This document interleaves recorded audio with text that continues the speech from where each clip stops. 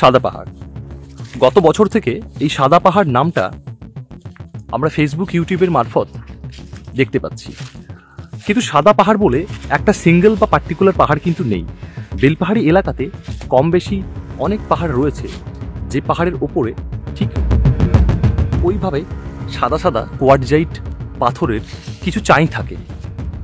এই যে খাদারনুঙ্গি পাহাড় থেকে এই পাথরগুলো নিয়ে আসলাম, কি সুন্দর লাগছে দেখতে, দেখুন এই যে আরো পাথর।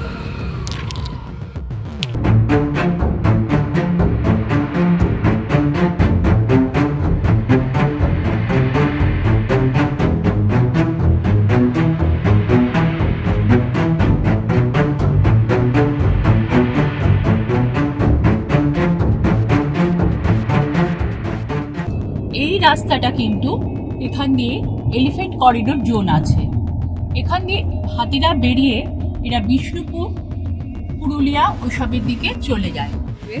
কিন্তু ডিসেম্বরে আসিনি, আমি এখানকার বৃষ্টিটা দেখবো বলে আসিনি। বৃষ্টি এইখানে কমলো, তাই দুদিনে কমে গেল। আমি তো তাই দেখেছি যে ঘাগড়াতে নামা যাচ্ছে না, ঘাগড়ার জল এইখানে, ঘাগড়ার জল এইখানে। এখন কোথায় যাবেন? এখনো আমাদের কোথায় নিয়ে যায় দেখি।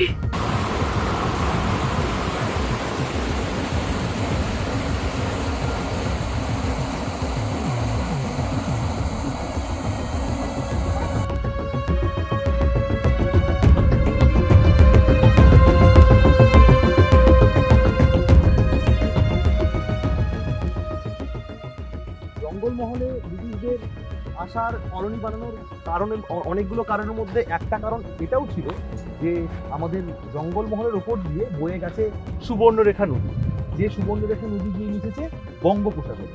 তো ব্রিটিশদের একটা সুবিধা হতো, আমাদের জঙ্গলমহল থেকে যত এরকম লুণ্ঠিত সম্পদ রয়েছে এবং কিছু দুষ্প্রাপ্য যে অলংকার বা মূর্তি, সেগুলো ওরা খুব সহজেই এই সুবর্ণরেখা নদী দিয়ে পৌঁছে দিত বঙ্গোপসাগরে, এবং সেখানে ইস্ট ইন্ডিয়া কোম্পানি জাহাজে করে সোজা লন্ডন। তাহলে আমাদের ভারতের জনগণের চোখে ফাঁকি দিয়ে আমাদের লুণ্ঠিত সম্পদগুলো ব্রিটিশদের পক্ষে খুব সুবিধা হয়েছিল জঙ্গলমহল থেকে এক্সপোর্ট করে দেওয়া।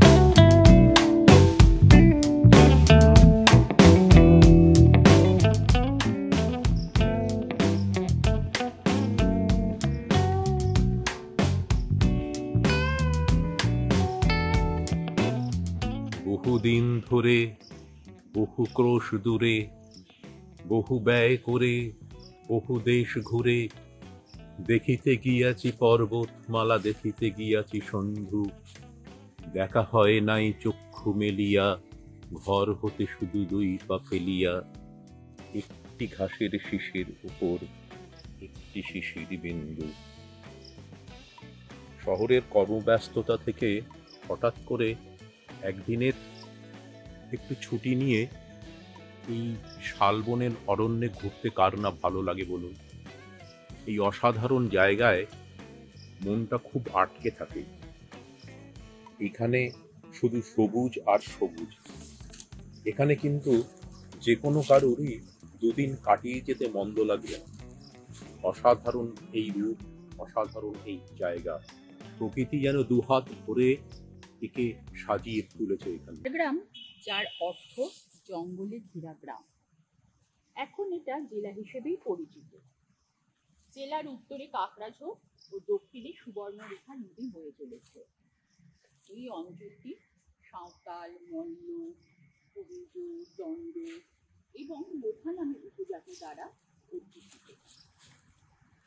1574 সালের দিকে মানসিং রাজস্থান থেকে মুঘল সম্রাট আকবরের পক্ষে বাংলা জয় করতে এসেছিলেন তার অনুগত সর্বস্ব সৈন্যকে সঙ্গে নিয়ে।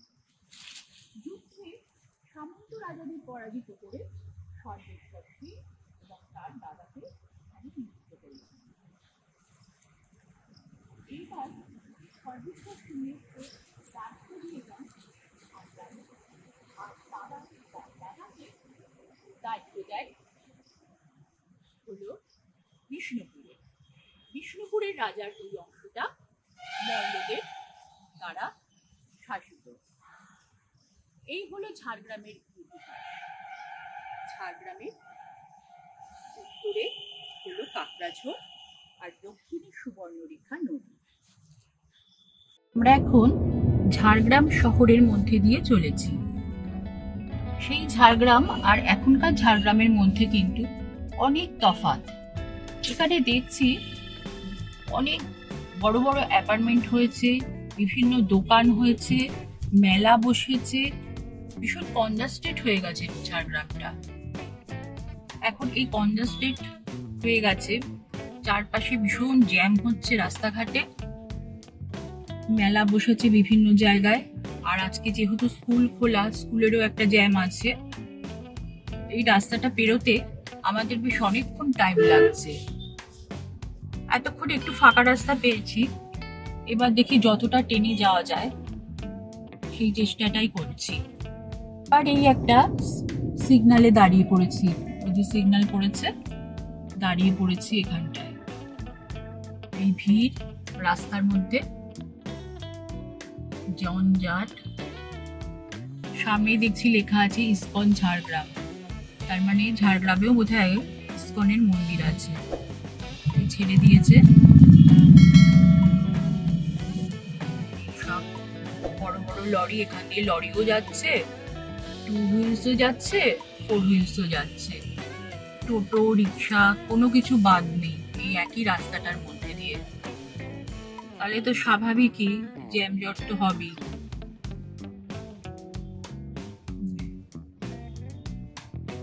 স্কুল বাস, পাবলিক ট্রান্সপোর্ট সবকিছুই চলছে।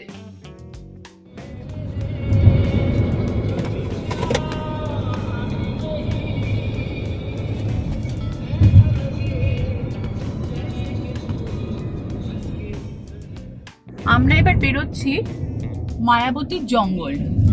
এখানে সোনাঝুরি গাছ আর আকাশমণি গাছের জঙ্গল, দুপাশ রাস্তার দুধার ধরে খুব সুন্দর লাগছে। রাস্তাটা উঁচু লম্বা হয়ে যেন আকাশ ছোঁয়ার চেষ্টা।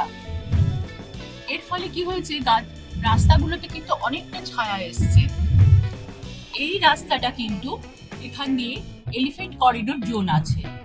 এখান দিয়ে হাতিরা বেরিয়ে এরা বিষ্ণুপুর, পুরুলিয়া ওইসবের দিকে চলে যায়। রাস্তাটা কিন্তু খুব সুন্দর, আর এই গাছগাছড়ার জন্য আরো কিন্তু ভালো লাগছে দেখতে।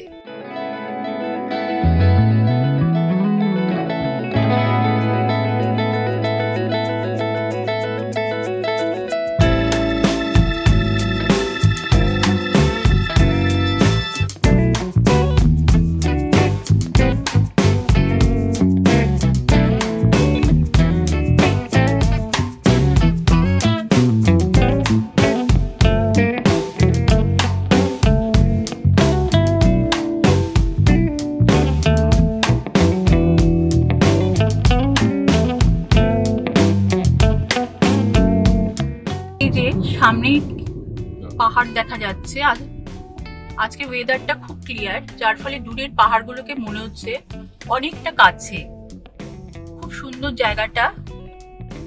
আস্তে আস্তে আমরা এটাকে দেখাচ্ছি শ্যামসুন্দরপুর। এই শ্যামসুন্দরপুর পেরিয়ে যাচ্ছি, বেলপাহাড়ির দিকে অগ্রসর হচ্ছি। শুরু হলো বেলপাহাড়ি রেঞ্জ। দূরে পাহাড়গুলো আমাদের স্বাগত জানাতে তৈরি। আজকে যেহেতু ওয়েদারটা ক্লিয়ার আছে, সেহেতু দূরের রেঞ্জগুলো খুব স্পষ্ট দেখা যাচ্ছে। কি ভালো লাগছে দেখুন, টিলাগুলো বা পাহাড় যাই বলুন না কেন, দূরে মাথা উঁচু করে দাঁড়িয়ে আছে। মনে হচ্ছে যেন এগুলো খুব কাছেই আছে। ঘাগড়া ফলসে যাওয়ার রাস্তাটা ঠিক এই রকম, দুপাশে ঘন গাছের সারি, আর রাস্তাটা একবার উঠছে একবার নামছে, কিন্তু রাস্তাটা কিন্তু খুব মোলায়েম, কোনো চালাতে অসুবিধে নেই, যেতে অসুবিধে নেই, খুব ভালো সুন্দর রাস্তাটা। আর এখানে খুব একটা জনবসতিও খুব একটা নেই, পাশে পাশে দু একটা এরকম টিনের চালের বাড়ি রয়েছে, নিজেদের থাকার মতো কয়েক ঘর লোক এখানে রয়েছে। বেশিরভাগটাই এখানে জঙ্গলে ঘেরা। এই যে এখানকার মহিলারা এখানে বসে দুয়ারে রেশন হচ্ছে। এখানে ইফকো গৃহীত গ্রাম, ইফকোর একটি উদ্যোগ। এইরকম কিছু কিছু বাড়িগুলো আমরা দেখতে পাচ্ছি, মাটি লেপানো, উপরে টিনের চাল, তারপর প্লাস্টিক দেওয়া। এইরকম বাড়িগুলো অবশ্য আপনাদের আমি আবার পরে খুব ভালোভাবে কাছ থেকে দেখাবো।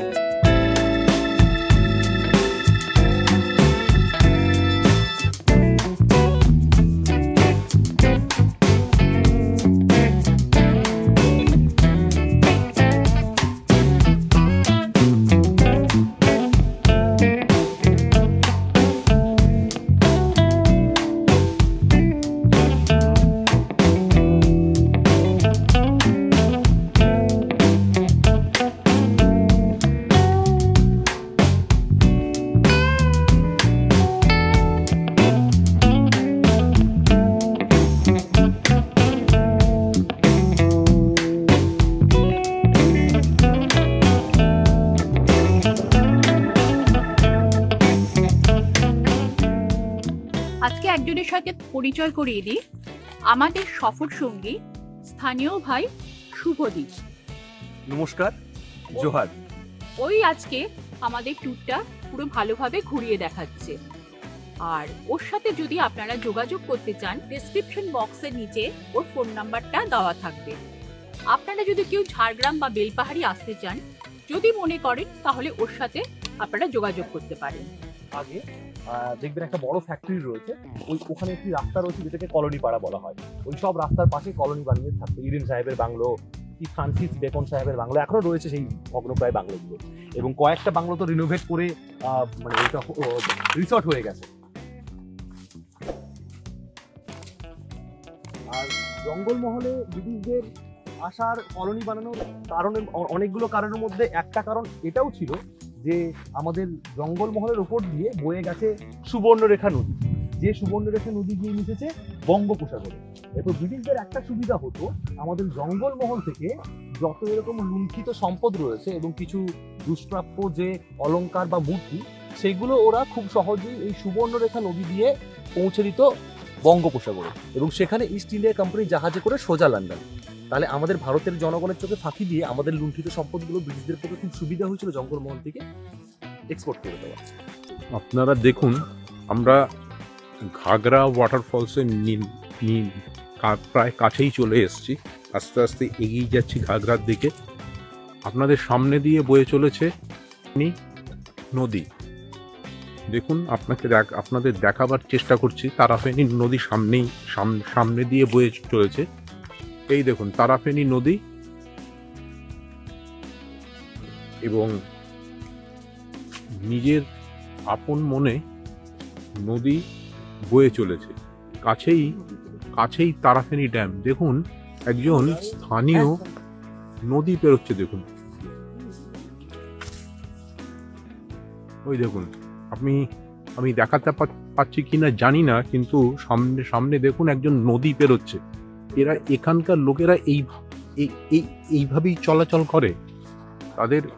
তাদের জীবনধারা, জীবন প্রকৃতি এরকমই, খুব সহজ সরল লোক এরা। এদের মধ্যে শহরের যে পঙ্কিলতা সেটা কিন্তু একেবারেই নেই। এখানে দেখুন, আমি আপনাদের সামনে থেকেই দেখাচ্ছি। এই দেখুন, কেউ স্নান করছে, দেখো গাটা একটু এই দেখুন। ঠান্ডা করে নিলে। এও একটুখানি চান সেরে উঠে পড়লো। হ্যাঁ,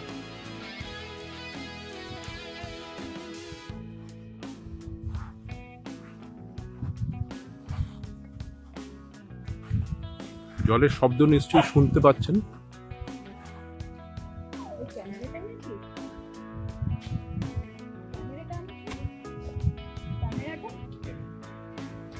বড়টা চাবিটা দাও, চট করে নিয়ে চলে আসবে।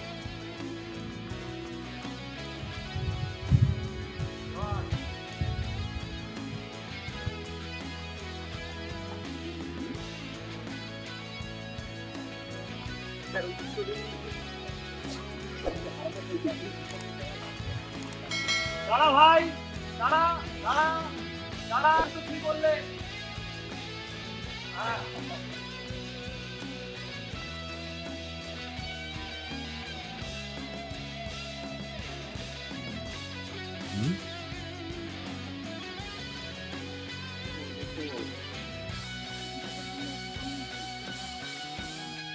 দেখুন কিভাবে নদীটা হচ্ছে বয়ে আসছে, আর আর এখানে দুটো ছেলে, এখানকার দুটো ছেলে এই স্রোতের মধ্যে কিরকম স্নান করছে দেখুন।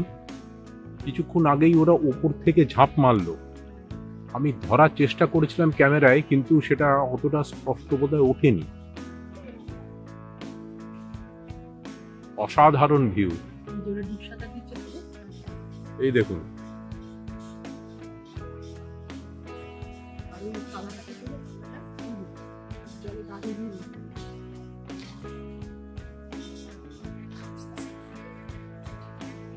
আর এই দেখুন এখানে একজন কিন্তু ওরও চান হচ্ছে শেষ। দেখুন, এই দেখুন, মানে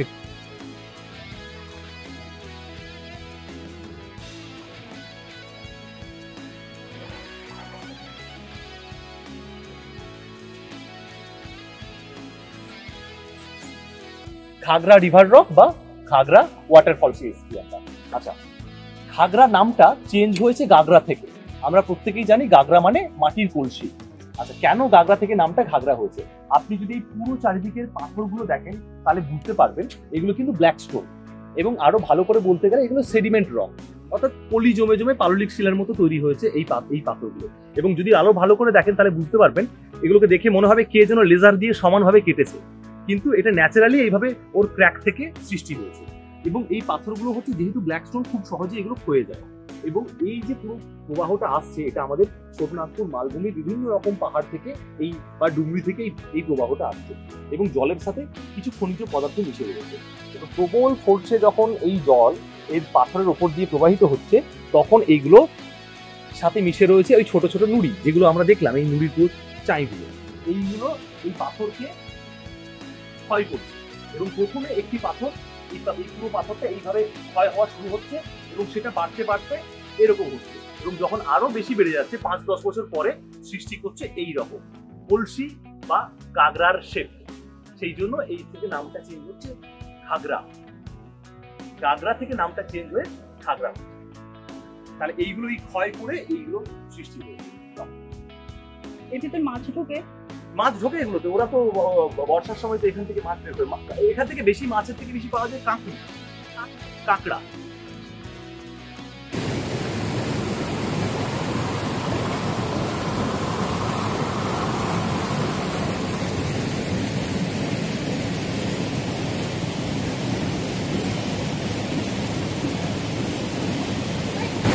আমরা একেবারে ঘাগরা ফলসের সামনে চলে এসেছি। আপনাদের দেখাচ্ছি কি অসম্ভব জলের বেগ। এখন বর্ষাকাল, জলপ্রপাত একদম জলে পরিপূর্ণ। এখান থেকে এত সুন্দর জলের বেগ আর কিন্তু কোনো সময় আপনারা দেখতে পাবেন না, এই একমাত্র বর্ষাকাল ছাড়া। শীতকালে আসলে একেবারে শুকনো। আমাদের শুভদীপ ভাই যে কথাটা বলছিল, বর্ষাকালে এ হচ্ছে FALLS ফলস, বা কিন্তু শীতকালে এটা FALAC ফলস। সুতরাং এর রূপ আমরা এখনই আপনাদের সামনে এরকম করে তুলে ধরতে হচ্ছে পারছি। অসাধারণ রূপ। বৃষ্টি এইখানে উঠে গেছিল, এই কমলো তো এই দুদিনে কমে গেল। আমি তো তাই দেখেছি যে ঘাগড়াতে নামা যাচ্ছে না, ঘাগড়ার জল এইখানে, ঘাগড়ার জল এইখানে। এখন কোথায় যাবেন? এখনো আমাদের কোথায় নিয়ে যায় দেখি। ঠান্ডা লাগলে তো অনেক ঠান্ডা লাগলে আছে ভালো লাগবে। জায়গা, আবার ইয়েতে যেতে পারেন, এই কুসুমে যেতে পারেন। ঢাকি কুসুমে এখন ঝর্ণাটা দেখতে পাবো। হ্যাঁ, নাগে কুসুমের ঝর্ণাটা, আবার খান্দারানি লেক যেতে পারেন। খালারানি লেকটা ভালো জঙ্গলের মধ্যে। হ্যাঁ ওটা দেখার ইচ্ছা আছে, হ্যাঁ। খাদারানি লেকটা। এখানে জল ছিল, দুদিনে শুকনো হয়ে গেল, হ্যাঁ। ছেড়ে দিয়েছে জলটা পুরো। আমি তাই আসার সময় বলছি এই তো ঘাগড়ার জল অনেকটা উঠে গেছে, কি করে যাব, অত দূর থেকে যাচ্ছি, দেখতে না পারলেও তো মানে। ছেড়ে দিয়েছে। যাক, আপনাদের সাথে কথা বলে খুব ভালো লাগলো। আপনারা আপনাদের কাজ মন দিয়ে করুন, আপনারা আছেন, আমরা পর্যটকরা আসছি, এটাই ভরসা। আর আপনারা তো আমাদের দেশের লোক, জেলার লোক, অবশ্য আপনারা এখন জেলাতে আলাদা হয়ে গেছেন, যাই হোক রাজ্যবাসী তো। হ্যাঁ, ম্যাডাম আপনি কি করেন? আমি এইসব করে বেড়াই, এই করি। আপনার কি চ্যানেল আছে? হ্যাঁ, কি? আমার test and travel, test and travel আছে। ওই সেই জন্যই আমাদের বিভিন্ন জায়গায় ঘোরা, তো দেখানো, এইগুলো করে বেড়াই। আমরা এখন তারাফেনী ড্যামের সামনে দাঁড়িয়ে আছি। আপনারা দেখতে পাচ্ছেন কতটা জল এখনো পর্যন্ত ভর্তি, একেবারে জল একদম কানায় কানায়। আর ওদিকে আপনাদের দেখাবো জল কিরকম ওদিক থেকে ছাড়ছে। এবং আরও একটি কথা, সেটা হচ্ছে আমরা কিছুক্ষণ আগে গেছিলাম ঘাগড়া রিভার রক দেখতে। ঘাগড়া রিভার রক থেকে যে স্ট্রিমটা বেরিয়ে এসছে, সেই স্ট্রিমটাই তারাফেনী নদীর নাম নিয়েছে এবং তারাফেনী ব্যারেজে এই নদীটাকে আটকে রাখা হয়েছে। এবং আমাদের ঠিক পাশে আমরা দেখতে পাবো না এখান থেকে, এখানে একটি পানীয় জলের প্রজেক্ট রয়েছে। ঠিক এই ব্যারেজের জলটাকেই এখানে শিফট করা হয় এবং এখানে পিউরিফাই করে পুরো বেলপাহাড়ি এলাকাতে পানীয় জল থেকে শুরু করে ব্যবহারের জলের যোগান এখান থেকেই মেটানো। এবং আরও একটি কথা, সেটা হচ্ছে 1977 সালে প্রকাশিত হওয়া অমল দত্ত পরিচালিত বাংলা চলচ্চিত্র জগতের একটি বিখ্যাত সিনেমা বেহুলা লক্ষিন্দর, যে সিনেমাতে অভিনয় করেছিলেন স্বনামধন্যা অভিনেত্রী মহুয়া রায়চৌধুরী। সেই সিনেমাতে বেহুলা লক্ষিন্দরকে নিয়ে ভেলায় ভাসিয়ে দেওয়ার যে দৃশ্যগুলো রয়েছে, সেই সব শুট কিন্তু হয়েছে এই তারাফেনী ব্যারেজ এবং তারাফেনী নদী সংলগ্ন এলাকাতে। এখানে এই থেকেই তারাফেনী নদী আমাদের কাছে আরো একটা কি বলবো, মানে দারুণ একটা জায়গা। এবং এই যে লক গেট গুলো দেখছেন, এই লক গেট গুলো দেখতে ছোট মনে হলেও, ব্যারেজের সাইজ ছোট মনে হলেও, বেলপাহাড়ির ম্যাক্সিমাম পাহাড়ের বা ডুঙ্গির জল কিন্তু তারাফেনী নদী দিয়েই প্রবাহিত হয়। এবং যখন এই লক গেট খুলে দেওয়া হয়, তখন ঝাড়গ্রাম বাঁকুড়া রাজ্য সড়ক অবরুদ্ধ হয়ে পড়ে, অনেকটা ডুলুং নদী যেরকম চিরফিগড়ের দু প্রান্তকে অবরুদ্ধ করে দেয়, ঠিক সেরকম তারাফেনী নদীর জলও ঝাড়গ্রাম এবং বাঁকুড়া দুটো জেলার সংযোগকে আটকে দেয়। এই হলো এর বিশেষত্ব। এই আমরা এপারে চলে এসেছি। আপনারা দেখতে পাচ্ছেন কিরকম কতটা বেগে জলটা আসছে। এই হচ্ছে ব্যারেজ, আর ওই দেখুন নিচে থেকে জলটা তীব্র গতিতে এদিকে এদিককার জলে হতে পড়ছে। আর এখানে কয়েকজন ছেলে সাঁতার কাটছে। আমরা কতটা দেখাতে পারবো জানি না, সাঁতার কাটছে এবং মাছও ধরছে। দেখুন এখানে কিন্তু প্রচুর মাছ আছে, এখানটা প্রচুর মাছ আছে। ওই রুই, কাতলা, মৃগেল, ছোট চারাপোনা, এই সমস্ত মাছই বেশি পাওয়া যায়, স্বাদু জলের মাছ। এখানে বিশেষ করে ওই রুই, কাতলা, মৃগেল এই ধরনের মাছই হচ্ছে বেশি হয়, যেহেতু নদীর জল মিষ্টি জল, তাই অসাধারণ জায়গা। মূল কথা, এই তারাফেনী ব্যারেজের জন্যই কিন্তু ঝাড়গ্রামে যে অল্প একটু চাষাবাস হয়, এই তারাফেনী ব্যারেজের জন্যই হয়। এখান থেকে যে ছাড়া জলগুলো, সেটা কিন্তু ওই ঝাড়গ্রাম অঞ্চল দিয়ে প্রবাহিত হয় এবং সেখানকার মানুষ এই জলেই চাষাবাদ করে থাকে।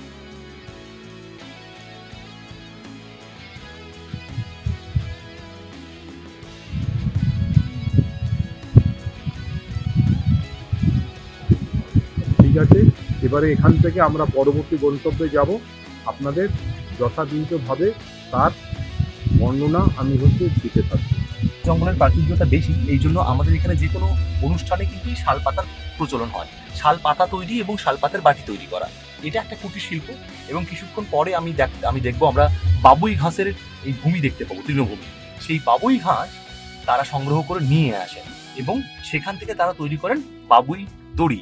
এই বাবুই দড়ি মসৃণ এবং শক্ত। এই বাবুই দড়ি প্রচুর পরিমাণে আমাদের জঙ্গলমহলে বা গ্রামের দিকে ব্যবহার করা হয়। যেগুলো সোজা যাচ্ছি আমরা, যেগুলো খড়ের চালার বাড়ি রয়েছে, সেই খড়ের চালার বাড়ির বাইন্ডিং করার জন্য বাবুই দড়ি ব্যবহার করা হয়।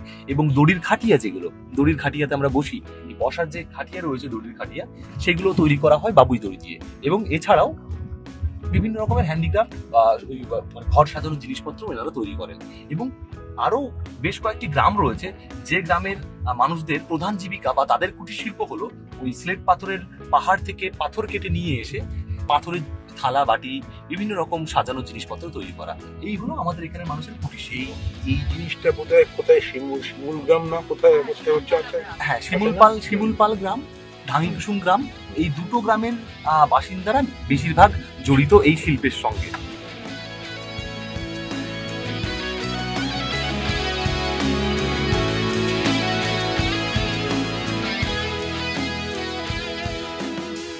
এটা হলো ঝাড়গ্রাম পুরুলিয়া স্টেট হাইওয়ে, এর ওপর দিয়ে আমরা ট্রাভেল করছি। জঙ্গলটা কিন্তু খুব ঘন এখানে এবং গাড়িও প্রায় হাতে গোনা। বিশদে দেখাচ্ছি আপনাদের, দেখেছেন জঙ্গলটাকে একবার দেখুন।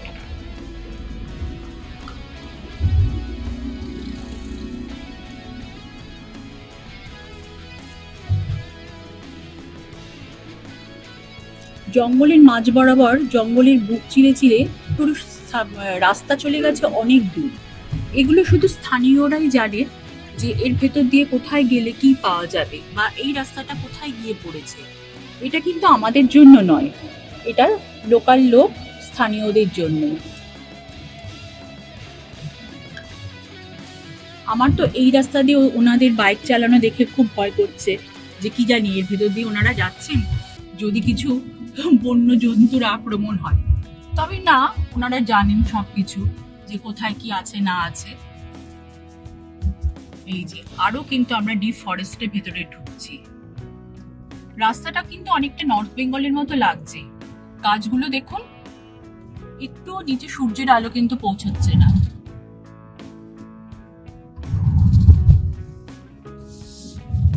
এইখানটা আবার ফাঁকা, আবার কিছুটা দূরে গিয়ে আবার শুরু হয়েছে। এবার আমরা ঢুকছি খাদারানি লেকে। দেখুন মাটির রাস্তা, উঁচু নিচু, রাস্তাটায় খুব স্মুথ টানা, লাল মাটির রাস্তা এবং এবড়ো খেবড়েও রয়েছে। সে তো থাকবেই, সব জায়গায় কি আর পিচের রাস্তা থাকে? আর এই যে দুপাশের গাছগাছরা, বন জঙ্গল এই ঠিক এই রকম রয়েছে। আপনাদের দেখাচ্ছি, এই যে ঠিক এইভাবে রয়েছে। এই রাস্তা দিয়ে আমরা খাদারানির দিকে এগিয়ে চলেছি।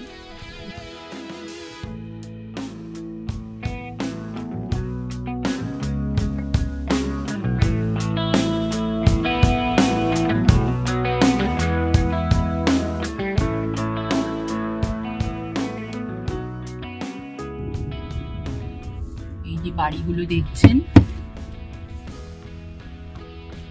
বাড়িগুলো লক্ষ্য করেছেন? মাথার উপর এরকম হাঁড়ি বাঁধা। শুনলাম এই হাঁড়ির মধ্যে নাকি পায়রারা থাকে। পায়রাদের থাকার জন্য এনারা এখানে হাঁড়ি বেঁধে দিয়েছেন। এই দেখুন, এখানে আরো স্পষ্ট করে দেখাচ্ছি।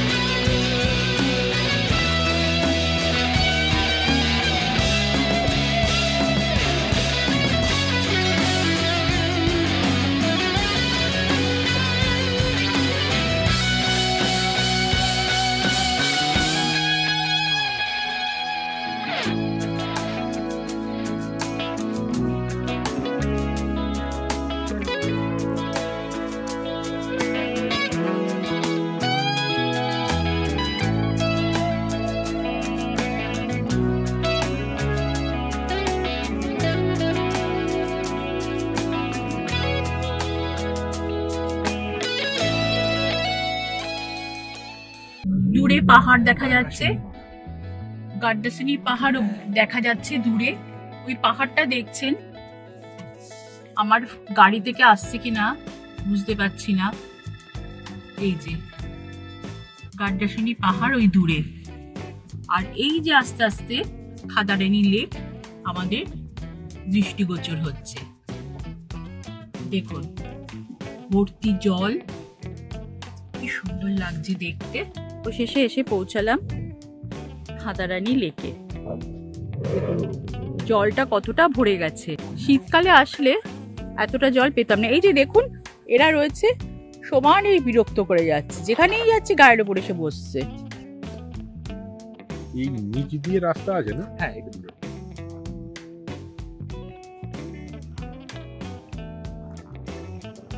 ওই দেখুন আমরা নামতে ভয় পাই, ওরা কিরকম তত্তরিয়ে নেমে যাচ্ছে। এই যে যে গাড়িই আসছে সে গাড়িকেই ধরছে চেপে, দেখেছে? আর ওই যে দূরে দেখা যাচ্ছে গাড্ডাসিনী পাহাড়।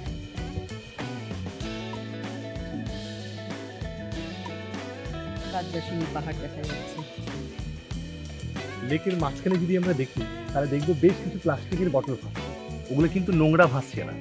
আর ওই যে দূরে যদি দেখি সেই দূরে, তাহলে দেখতে পাবো একজন টিউবে করে ভাসছেন। আসলে উনি কি করছেন, উনি এই প্লাস্টিকের বোতলগুলো দিয়ে তার নিচে পুরো জাল ফেলে দিচ্ছেন। এই সারা দুপুরবেলাটা রোদ গরম হবে, বিকেলবেলা উনি আরেকবার আসবেন, এই দিক থেকে মাছগুলোকে তাড়া দেবেন। তাহলে ঠান্ডা জল গরম জলের ওই ওয়েবটাতে কি হবে, মাছ ছুটবে এদিকে, তাহলে ওই জালে সব আটকা পড়বে। এবং এটা কিন্তু ব্যবসা পারপাসে না, যেটুকু হবে ওই গ্রাম ওই টুকটাক বাড়িতে খাওয়ার জন্য। আর আমরা যেখানে রয়েছি ওই আমাদের সামনে দেখা যাচ্ছে গাড্ডাসিনী পাহাড়। এই যে আমাদের সামনে যে বড় পাহাড়টা, এই পাহাড়টা হলো গাড্ডাসিনী পাহাড়। আর এই যে মাঝখানে যে পাহাড়টা রয়েছে এটা হচ্ছে খাদান ডুংরি, মানে এখানে আগে স্লেট বের করা হতো খাদান থেকে। আর এই সামনের পাহাড়টা হচ্ছে হাসা ডুংরি। এই তিনটি পাহাড়ে বৃষ্টির জল এসে জমা হয় আমাদের খাদারানী লেক। এবং খাদারানী লেক হচ্ছে কি চেক ড্যাম, সেটা আপনারা বুঝতে পারবেন ব্রিজের উপরে গেলে, বা এখান থেকে দেখা যাচ্ছে। চেক ড্যাম কেন বলছি আমরা, কারণ একটা নির্দিষ্ট লেভেল পর্যন্ত জল এখানে স্টোর হচ্ছে, তারপর অটোমেটিক জল ফ্লো হয়ে যাচ্ছে, তাই জন্য এটা চেক ড্যাম। তার মানে এটাও একটা ড্যাম আর কি। হ্যাঁ, খাদারানী একটা লেক বাট এক check dam, also check dam. ব্রিজের এই দিকেই রয়েছে, এই দিকেই রয়েছে।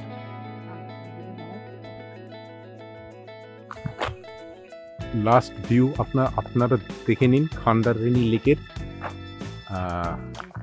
শুভদীপ আপনাদের সামনে এত পরিষ্কারভাবে এত সুন্দরভাবে বর্ণনা করলো, আপনারা নিশ্চয়ই শুনেছেন। এবারে যখন আসবেন তখন এই শুভদীপের সাথে যোগাযোগ রাখবেন, এবং তার মোবাইল নাম্বার লিংক আমি ডেসক্রিপশন বক্সে দিয়ে দেবো, আপনারা সেখান থেকে পেয়ে যাবেন। আর একবার দেখে নিন।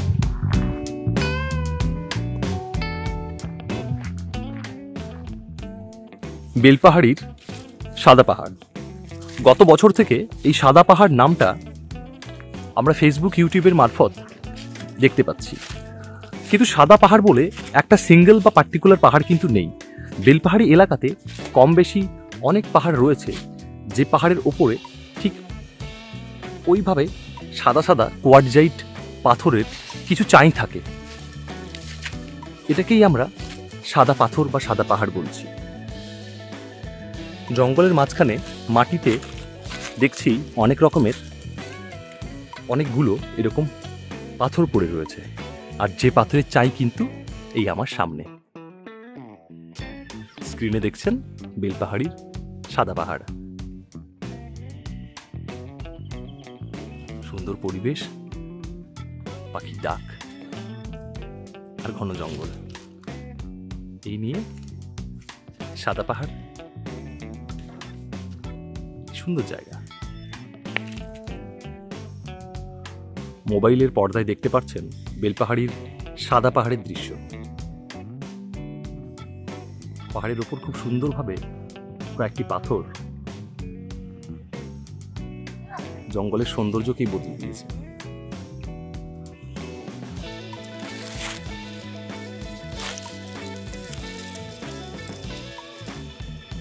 এই যে খাদারডুংরি পাহাড় থেকে এই পাথরগুলো নিয়ে আসলাম। কি সুন্দর লাগছে দেখতে, দেখুন। এই যে আরো পাথর। ভাবছি এগুলো অ্যাকোরিয়ামের মধ্যে রেখে দেবো বা এমনি সাজিয়ে রেখে দেবো। কত কিছু আছে আমাদের এক রাজ্যে বলুন। এই ঝাড়গ্রামে কত কিছু রয়েছে, যেটা এসে এখানে বেশ কিছুদিন না থাকলে দুদিনে কিন্তু জানা সম্ভব না। এর প্রকৃতি, মানুষজন সব কিছু জানতে গেলে বেশ কিছুদিন সময় লাগবে, এবং এই একটা রিসার্চের বিষয় বলতে পারেন। চলে এলাম আজকে পেট পুজো করতে। সারাদিন ঘোরাঘুরি গেছে, এবার একটু খাওয়া দাওয়া করবো। বাঙালির খাওয়া মানে ভাত, আলু সেদ্ধ, আলুর চোখা, মুসুরির ডাল, আর সঙ্গে একটা কাঁচা লঙ্কা। কাঁচা লঙ্কা হলে তো ভালোই হয়, ঝাল ঝাল কাঁচা লঙ্কা। সেই কাঁচা লঙ্কা থেকেই আমরা হাজির হলাম বিধানদার দোকানে কাঁচা লঙ্কায়। আমরা খাই, তারপরে আস্তে আস্তে বিধানদার সাথে আমরা পরিচয় করব। এইটা হলো কাঁচা লঙ্কা, এই ফ্যামিলি রেস্টুরেন্ট। ঢুকতেই এক ঝলক ঠান্ডা বাতাস প্রাণ মন জুড়িয়ে দিল। আর এর অ্যাম্বিয়েন্সটা দেখুন কি সুন্দর। পোড়ামাটির কাজের হাতি, ঘোড়া, জঙ্গলমহলের বিভিন্ন ট্রফি, সাহিত্য উৎসব, এগুলো দিয়ে সাজানো। খুব সুন্দর লাগছে দেখতে, অ্যাম্বিয়েন্সটা ভারী সুন্দর।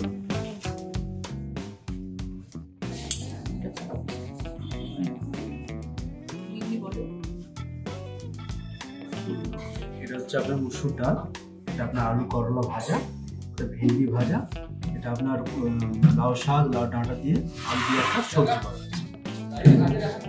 সামনে পাতা, এটা বাঁধাকপি ঝাল, ওটা আপনার থুর ছেঁচে, এটা আপনার পটল চিংড়ি, এটা আপনার আমড়ার চাটনি, হালকা যে দেশীয় আমড়া সেটা চাটনি। বাবা, কিন্তু সাথে আছে আপনার পাঁপড় আছে। তো রাজবাড়ির আহার। বাহ,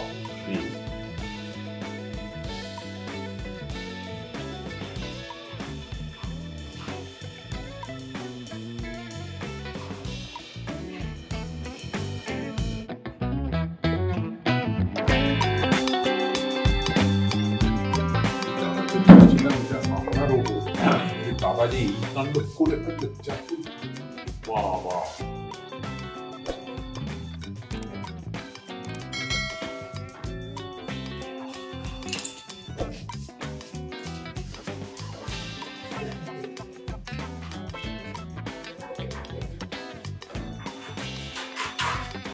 আবার চলে এসেছে, অ্যাড হয়েছে কচু দিয়ে ভেটকি মাছ চলে এসছে, দেশি মুরগির ঝোল, সঙ্গে পাঁপড় ভাজা, আর এটা কি দই।